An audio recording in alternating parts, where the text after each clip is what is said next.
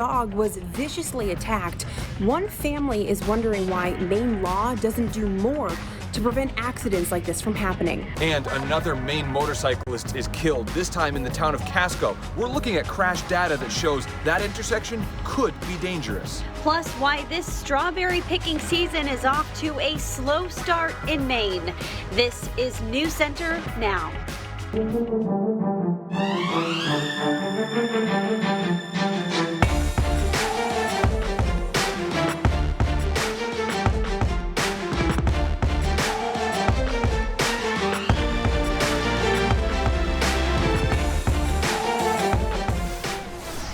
And good evening, and thank you for joining us, everybody. I'm Lee Nelson. And I'm Lindsay Mills. A family in South Portland is demanding answers after their dog and house sitter were attacked over the weekend by another pair of dogs. Yeah, according to police, an investigation is underway. The dogs have been quarantined. The family, though, feels this is not enough. Our Samantha York joins us now with more on the story. Sam, what you got? Well, Lee and Lindsay, the Maeda family says that these dogs came out of nowhere. And despite involvement from local authorities, they're wondering why can't more be done? So we got answers. Go kid, come on, come on. Like most pups, Finley loves to play with his owner, Kathy Maeda. Almost 9 months old and is a 100-pound meatball. However, this fluff ball of energy was not in the same spirits earlier this week after two dogs on the loose barreled into their backyard, attacking Finley and the woman watching him. They pushed against the fence and then they just shimmied under there. Surveillance footage from the house shows Finley being mauled by two dogs. His caretaker, Karen, is seen trying to wrestle them off. I've lived in South Portland my whole life, and I've never heard of this happening. Eventually, Karen was able to get Finley free by hitting the dogs over the head, but not before she and Finley were covered in dog bites. I have 41 stitches in my forearms. We spoke to Karen by phone, who's still home resting. She's thankful the injuries aren't worse, but questions why more couldn't be done after the attack. I'm absolutely appalled that the dogs were allowed to go back to the owners and be quarantined in the home that they escaped from. These are the basics of reporting a dog attack according to Maine law. Once an animal control officer is contacted, an incident report is created.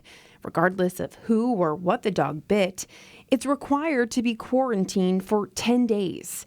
Once the investigation is complete, charges could follow, and those would be handled in court by a judge. Officials with South Portland Police were not available to go on camera, but says the city's animal control officer did follow this protocol in this case. However, Kathy and Karen feel the laws need to be stricter. I think it would have been nice if they could have been maybe held at a facility. How do we know this won't happen again? And how do we know that there won't be a fatality next time? Now, South Portland police tell me that those two dogs were actually reported missing by the owners earlier that morning. They don't have a record of behavioral issues with the police department. As we mentioned, this is an ongoing investigation, so charges could come. We do expect a full report in the coming weeks. But back to what Karen and Kathy were saying, they really just hope that this sparks a bigger conversation about the dog laws in Maine, especially when it comes to where dogs who attack others are quarantined after the fact. Lindsay, back to you. All right. Very interesting, Sam. Thank you very much. Well, definitely turning into a better day to take the dogs out. Yeah, it felt like warmer than 60s out there, didn't it? Yes, it did with the humidity. Yeah, we'll bring Keith into the scene here. It's kind of like yesterday. Started out cloudy and foggy, but kind of turned things around a little bit, Keith. It did, and then same like yesterday, some thunderstorms that popped up. We had a couple of nasty ones earlier today. Severe thunderstorm warnings still out there, but there's fewer of them around. Let's zoom into the cell that was pretty gnarly earlier out towards Jay. This cell here came through as a big hailer. A lot of hail with that cell. It got the top of it lopped off by the wind shear though, and so see how everything's kind of tilted in this direction? There's a lot of upper level wind shear, which is not inducive to keeping storms strong for a while, but we do still have this severe thunderstorm here across northern Maine. And this is a hailer too. Look at all the lightning in there, and that purple reflectivity tells you that there's some hail coming down from that storm. So we'll watch those. You can see them blow up in the atmosphere over the last few hours, but then they do get sheared off by that westerly wind aloft. Current dew point's pretty nasty. You guys touched on it. You know, if it's 68 but the dew point's 65, it certainly feels a lot warmer than you would think out there. Showers and storms continue tonight. There might be a second wave of those, probably not severe. Then tonight the fog comes back in for a brief period of time. We burn it off tomorrow morning by 8, 9 o'clock, and then we start warming up quickly into the mid-80s, probably even to the coastline tomorrow afternoon. Sea breeze will make an appearance, though, at some point. Guys, I have a look finally at the 4th of July in the mid-range signals. I think it looks pretty favorable, so we'll talk a little bit more about that. Keeping my fingers crossed. Excellent. Thanks, Keith. Well, in less than a week, 2 motorcyclists in Maine have been killed in car crashes. The most recent happened last night in Casco. Granted, it is summer, which means we're way more likely to see bikers on the road, but it's possible that this particular intersection in Casco could be very dangerous. Chris Costa joins us to explain. The crash happened at the intersections of routes 11 and 121. Crash data from the Maine Department of Transportation classifies that intersection as a high crash location. Since 2015, there have been 20 crashes at that intersection, including last night, with 10 injuries and 1 death. Now, those are all crashes, not just motorcycles. And if you look at more data dating back to 2009, there have been 36 crashes at that intersection with 28 injuries. The Cumberland County Sheriff's Office says it's critical, especially during the summer months, to look twice for motorcyclists. Unfortunately, it does, and unfortunately, when that intersection is called in as having a crash involved, unfortunately, the first thing that comes to mind is that it's going to result in a serious PI crash. Why? The speeds on Route 11, combined with that intersection, for whatever reason, has been a problem over the years. If there's an area in your neighborhood where you notice a lot of crashes, send us a message on our Facebook page so we can look into it. Chris Costa, News Center, Maine. All right, Chris, thanks. Now this, state police say a tanker truck hauling milk overturned as it was exiting the turnpike in Falmouth this afternoon. The crash blocked the southbound exit that leads to the Falmouth Spur at mile 52. State police say the tractor trailer was traveling too fast on the exit, collided with a median guardrail, and then overturned and came to rest on its side. The truck driver was 21-year-old Ian Chadbourne of Palmyra. He was taken to the hospital with minor injuries. The tanker had over 6,000 gallons of milk, and about half of that spilled. The rest of the milk was pumped out. The milk came from a farm in Sabattis and was headed to the Oakhurst plant in Portland. A couple of police officers in Brunswick had to go to the hospital with minor injuries after their cruisers collided. The accident happened on Gurnett Road in Brunswick near the Goodwill store Tuesday night. According to the Portland Press Herald, police got a call that there was a wanted person in the area of Applebee's. 2 police officers responded to the call, and both were driving north on Gurnett Road, one in the left lane and the other in the right. Police say the officer in the right lane spotted the wanted person in a car and tried to make a U-turn to follow them, but did not see the other cruiser in his blind spot. Now, police say officers Jusha Bernier and Christopher Belongfuiz were involved in the crash, but would not say which one tried to make that U-turn. The crash does remain under investigation. All right, we're going to take a quick break. Coming up, the U.S. Supreme Court is issuing rulings on 2 very controversial issues. Yeah, plus Cape Elizabeth's Strawberry Festival is going on this weekend, going on as planned, with one exception. We'll explain when we come back.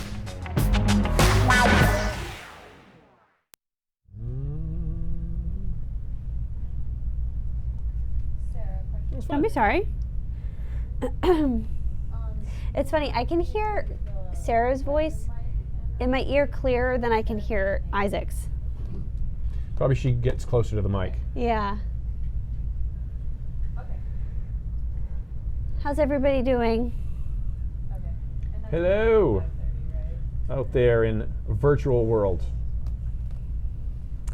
It is interesting, the dog story, because having a dog who does bite the Chihuahua, I worry, when we're out in public places and people come up and we try to give, the forewarning, like, be careful, he's a little aggressive. Right. Or, we know his triggers. Like, if we're holding him and somebody approaches, that's when he bites. Oh, really? So if he's on the ground and you approach him, he's a little bit better. Interesting. Yeah, so we always try to give the heads up.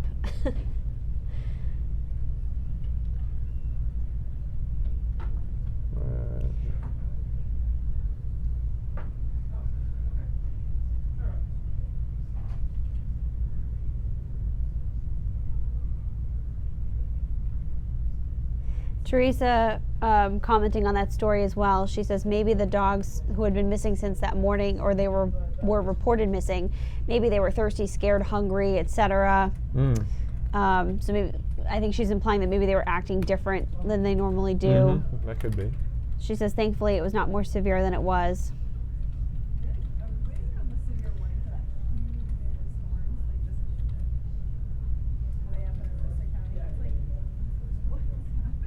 Yeah, and Deborah and Linda are saying, owners should always have control of the dog.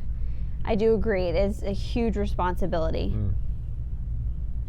And the issue of them going actually under a little fence into somebody else's yard. Yeah, that's tough. Makes it that much more problematic.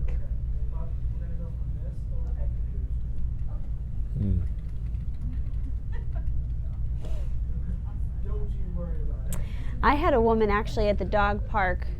So before a certain time of day, now you can still take dogs to East End Beach and let them run around. And my bigger dog, Lucy, was in the water, and she was kind of roughhousing with a German Shepherd. And I had a woman come up to me who was concerned for my dog. She thought that she was going to drown. And I thought that was so nice that somebody else was concerned. President Trump arriving in Japan to meet with world leaders for the annual G20 summit. The president next heads to South Korea, where he will address the standoff with North Korea over its nuclear weapons program. That visit coming just days after Mr. Trump pulled back from the brink of armed conflict with Iran, as he looks to de-escalate a year-long trade war with China as well. U.S. officials say President Trump will also warn Putin against continued election meddling. Today, the Supreme Court tossed a citizenship question out of the 2020 census. Chief Justice John Roberts joined the liberal wing of the High Court in ruling 5-4 to block the controversial census question. The court found the Trump administration's explanation for adding the question insufficient, and Roberts joined the court's conservative wing with a 5-4 vote on gerrymandering. Gerrymandering is when voting districts are drawn for political purposes. The majority ruled that federal courts have no say in that, so gerrymandered voting maps will stand in Maryland and North Carolina. And we want to remind you of night 2 of the Democratic presidential debates tonight. Yeah, here's a look at the candidates who will make an appearance tonight. Frontrunners Joe Biden, Bernie Sanders, Pete Buttigieg, among others, Kamala Harris. You can see the whole bunch there. You will be able to catch that debate tonight right here on News Center Maine at 9. And we do have a preview on the debate coming up on News Center at 5:30 as well, so look forward to that. When we come back here after a quick break, we're going to show you a new product which may help you get out of bed in the morning. Let's just say it's a pretty creative take on an alarm clock. And we'll see if Keith can get out of his chair to deliver his forecast in just a couple of minutes.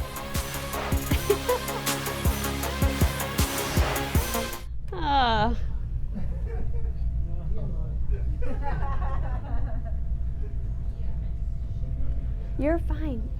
You're good. Well, that made sense. Sarah is all set. A new product. One time use.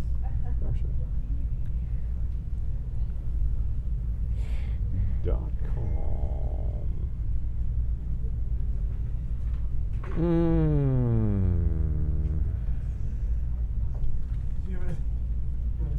It's actually just for tomorrow night. I'm buying that. Well, I couldn't quite see what it was. Was it a Speedo? It was an American flag Speedo. Yes, Xander has one of those. Yeah, of course. Really? Yeah. There's a lot of ironic wear for this.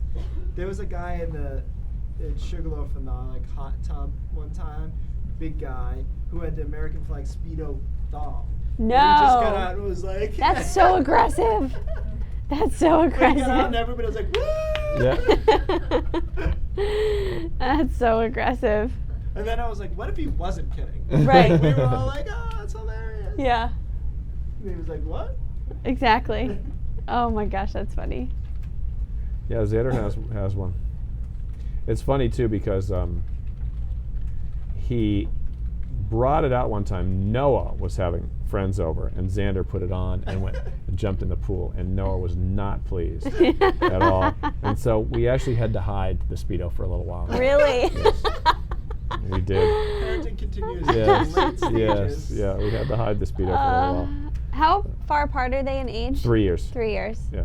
The traditional length, you know. Yeah. It's just when you think you're like, all right, this one's kind of. Uh-huh. Yeah, my brother and I are about the same.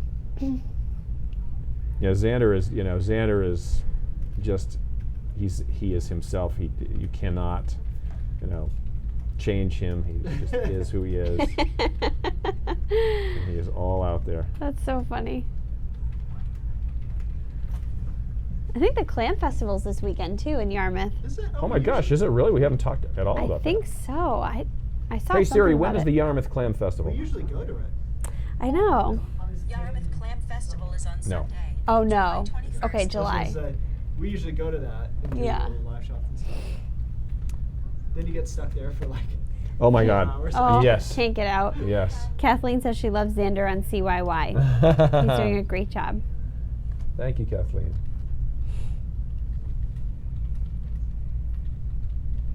All right, so farms should be open for strawberry picking by now, but due to a lack of sun and warmth, the season is kind of off to a slow start. And for the first time in more than a decade, the berries won't be ripe in time for picking at a local festival.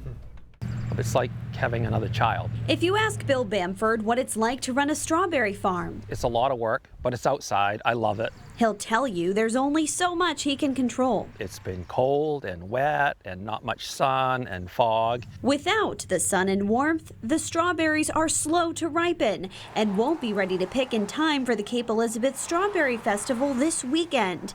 Now in its 11th year, the event will go on and you can still get a taste of these local berries, but for the first time, there is one big exception. And we've got a whole bunch of vendors that will be making strawberry products, strawberry ice cream and things like that, and we are doing our best to supply them.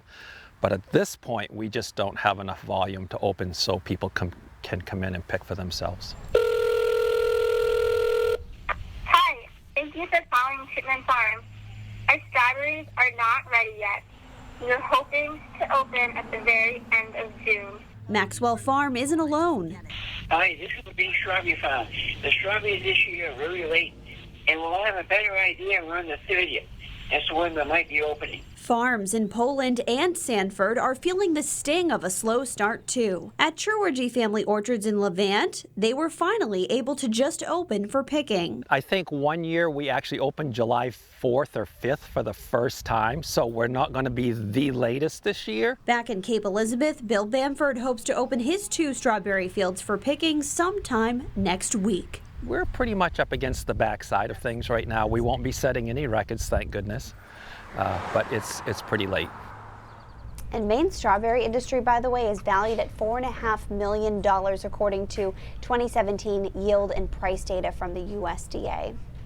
Take a look at this incredible picture. Sean Edwards sent this to us this morning of Neville Lighthouse in York very early this morning around 2:30. Lightning striking, absolutely beautiful, but I'm happy I was nowhere near that. Right? It looks like it's like fake from a haunted film or something. Cool. The uplight there is interesting. Yeah.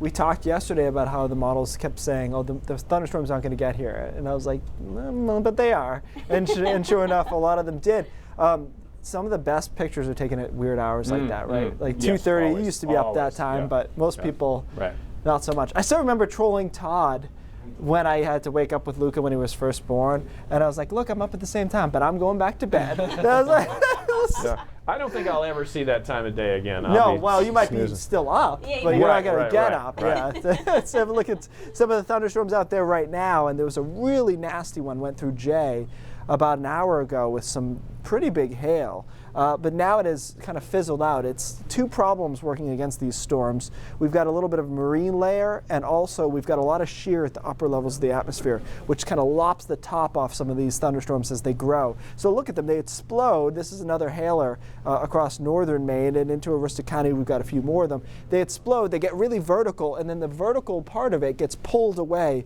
from the bottom half of the storm. And so they can't sustain themselves. The structure of the storms can't sustain themselves. So they're quick hitters and then they die out. Look at this nasty lineup across Aroostook County, though. That is a lot of lightning there and some hail in that one as well. To give you an idea what I was talking about, watch these storms develop here and then look at how they get pushed away. See the top parts of them pushed away on that prevailing west-east breeze. So that's a big reason we don't have more severe storms out there. Sticky, though, dew points in the mid and upper 60s, right on the edge of oppressively humid. Shower storms continue tonight. Again, they're short-lived for the most part. Fog comes back on shore along the coastline. We start tomorrow morning with fog and then burn it off quickly. After that, it's warm, 85 in a lot of spots tomorrow afternoon. We will see breeze along the coastline, but even that probably still staying pretty mild through the late afternoon, with the high dew points being a factor there.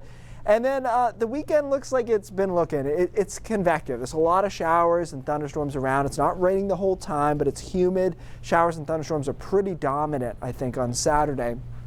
Sunday, we might get the first half of the day in a little bit more squarely, but then more showers and thunderstorms come through on Sunday afternoon. So I don't love this weekend. I haven't since Monday. But I do like the signal that we have for the 4th of July, the 5th of July, and maybe into that following Saturday, because we've got a pretty big ridge that's going to come in here and just block us off for a little while. So it should be warm and probably largely dry. We might have some thunderstorms in there, but I like it overall. It's kind of what you want to see for the 4th. Promising is what I put. You never, on the 7th day on the 4th of July, I'm not crazy enough to be like, beautiful, it's a lock, but I mean, it looks like it should be mild, humid. It's actually very similar to what we had last summer for a lot of the summer. Bermuda high, offshore, southwest flow, so a lot of humidity, probably warm and some thunderstorms, but that's all what you'd expect or hope for. Right in the summer category. Right, we might be starting to make a little bit of a push here after a slow start. So. Good. Very Good. Good. All right. Well, I think this explains Keith's whiteboard a little bit more today, or maybe at least what he was shopping for online. Okay, fair enough. Some Japanese fashion designers are hot under the collar over Kim Kardashian's new underwear line called Kimono. Okay, so Kim announced the new line Tuesday on social media. She showed models in various colors of full-bodied shapewear. That kimono is a traditional Japanese garment worn for special occasions. It translates in English to thing that's worn. One designer found it inappropriate and wrong, saying there's a lot of history to this traditional Japanese clothing, and it's not supposed to be a fast fashion or a temporary fad. Well, a new type of vending machine is catering to moms and dads who are on the go. This is called We Go Babies. It just rolled out. It's a vending machine in Utica, New York. It's stocked with baby formula, diapers, wipes, and other necessities for families who are away from home. It will likely appear in airports, theme parks, museums, and maybe other places in the future. You should write those down. I know. All right, how many times do you hit the snooze button in the morning? Plenty of times. Well, no. I don't even wake up with an alarm anymore. What's that like? Is that nice? It's awesome. Yeah. That's very nice. Yeah. Well, if you struggle to get up in the morning, there may be a new solution. It's called the Ruggie, a rug with a built-in alarm clock. Yeah, it sounds weird. Is it worth it? Tiffany Craig went to find out.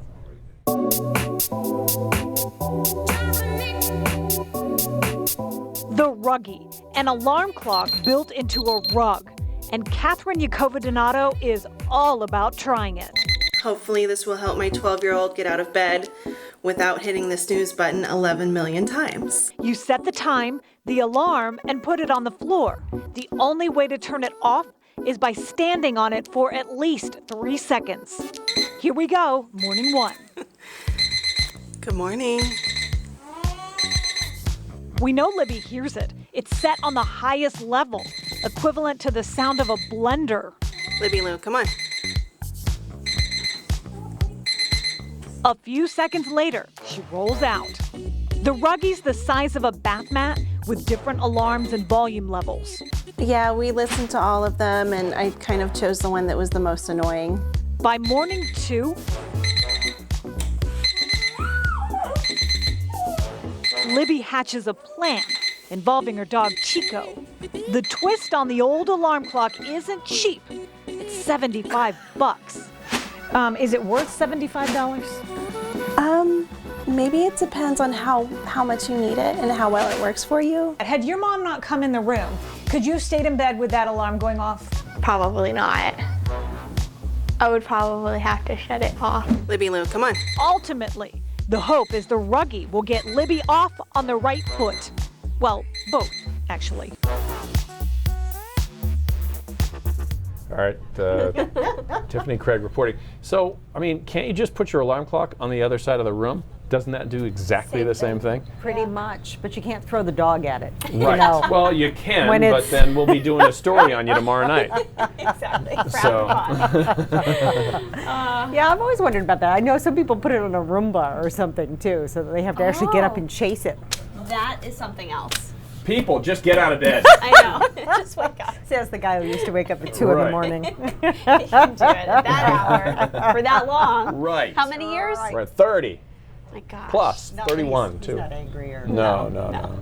All right, we got a lot more news coming up for you on News Center at 5:30. Some parents at a YMCA child care facility are just furious that they were not aware that a staff member there had been striking and swearing at children.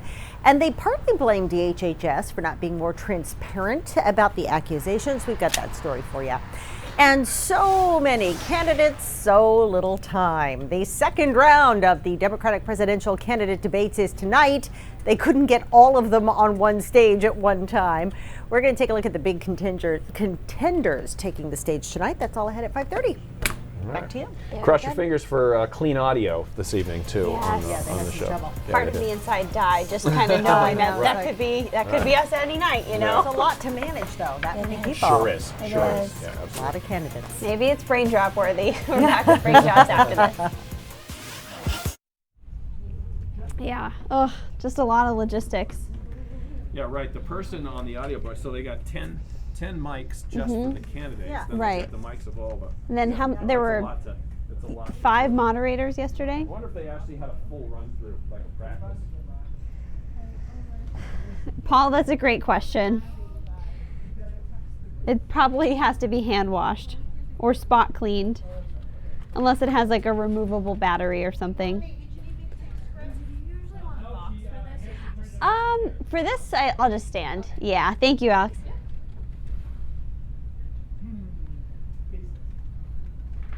That's good to know. A lot of you guys are sharing some places that do have strawberry picking open right now. Kathleen says Dole's Orchard in Leamington.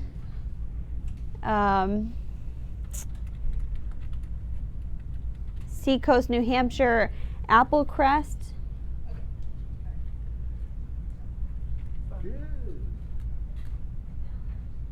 Pineland Farm has pick your own strawberries ready. That's awesome. So yeah, there are some places. And like I said too, Truergy in Levant is open too.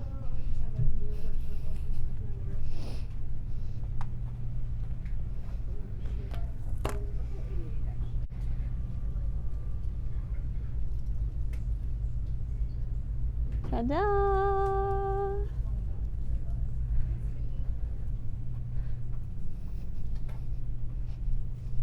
Keith, your brain drops goes well with my story today.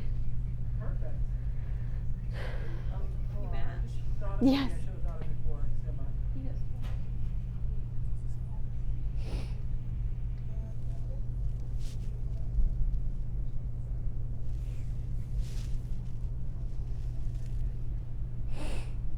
It feels like it's been the wettest spring ever.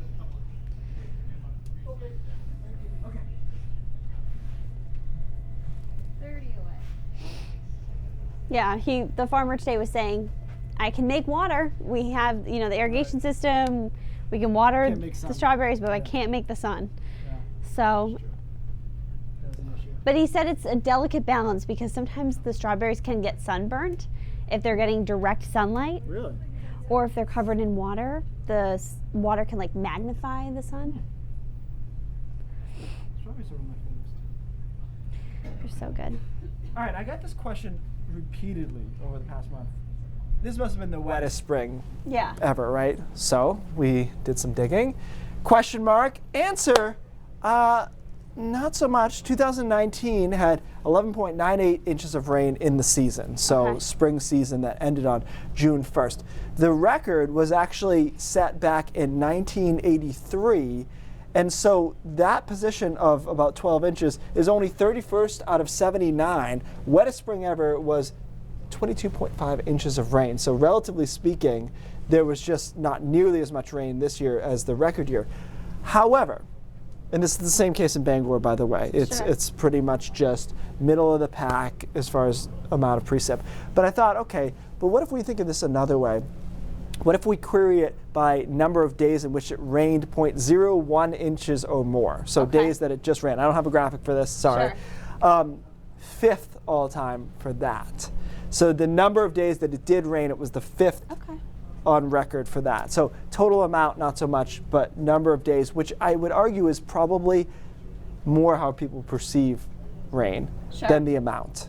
So you got me thinking, because I was able to access the numbers from the USDA today of how many pounds per acre of strawberries are produced in Maine. And I'd be curious to go back and see in 1983 how they do. Too much rain. Yeah, and I looked actually in 1983 too to see if there were any hurricanes or tropical storms that would have led to that, but no, it just straight up rained a ton that spring. So not a huge one, but a lot of days with rain. Gotcha. The spring, not a washout. News Center Maine at 5:30 starts right now. Bye, guys.